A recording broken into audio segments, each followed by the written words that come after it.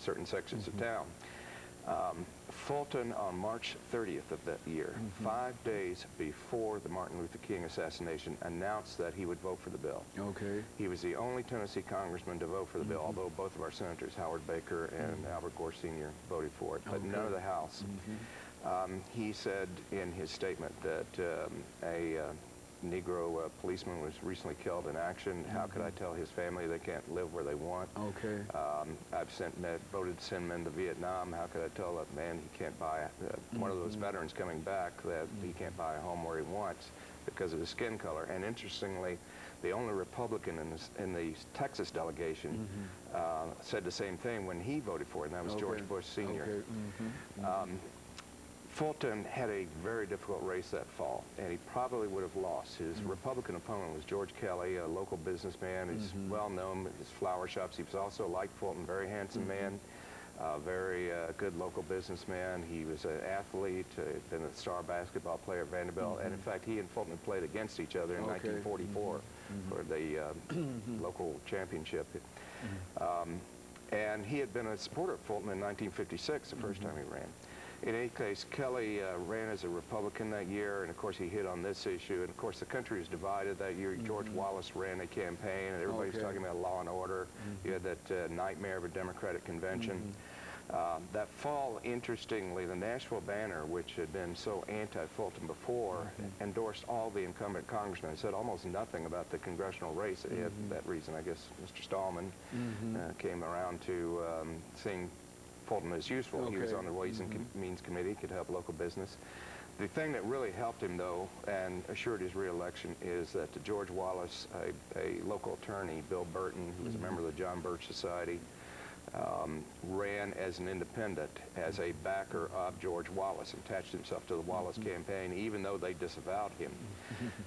He siphoned off about 10% of the vote, and Fulton squeaked by with 8,000 votes. Otherwise, Nashville would have, 5th District for the first time would have had a Republican congressman, although he'd probably been out the next time. That's Andrew Jackson's seat, was it? Right, exactly. Andrew Jackson's first congressman from this district. Fulton had, we're getting low on time, so I'll skip to the 1972 election. He had one more difficult race, and that was 1972. Of course, busing was a major issue that year, and parents, both white and black, were histrionic about what was going on. And Fulton had, first he had Wallace backer, who had almost beaten Mayor Briley in the runoff in 1971, Casey Jenkins. He was a Wallace supporter. He ran the primary, but only got 26%. That fall, Alf Adams, well known locally, his father was a football hero and a former chancellor of Davidson County. Ran a very well-financed campaign, tied himself very much to President Nixon, and tied Fulton very much to George McGovern, a Republican or a Democratic nominee. He was considered very radical. Hit Fulton on busing, even though Fulton had introduced anti-busing legislation, and hit him on a lot of other things, including Jane Fonda.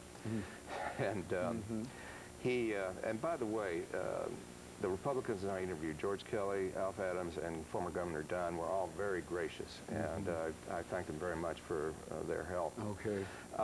Fulton won with 63% that year, and that was the same margin by which Nixon carried Davidson County, the only time a Republican has carried this county. It was the first and last time. So Fulton, throughout those 10 years, was able to win, first of all, because Nashville is a little different from the rest of the South.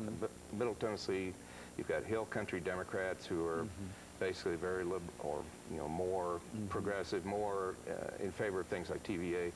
You've got, of course, here an active political black community, about 20% of the population, and you've got a black intellectual community with 4 colleges sitting around a larger intellectual community.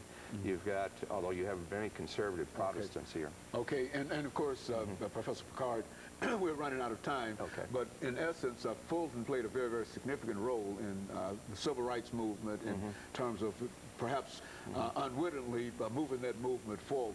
Would you say that that would be? I would say I don't know that he. I mean, the legislation would have passed without his vote too. But he was so good at providing service for this district that very good. Okay, and of course, let me thank you, Professor Pickard, for giving us that information, and let me encourage our audience to tune in again next week for another informative edition of Comments. Thank you and good morning.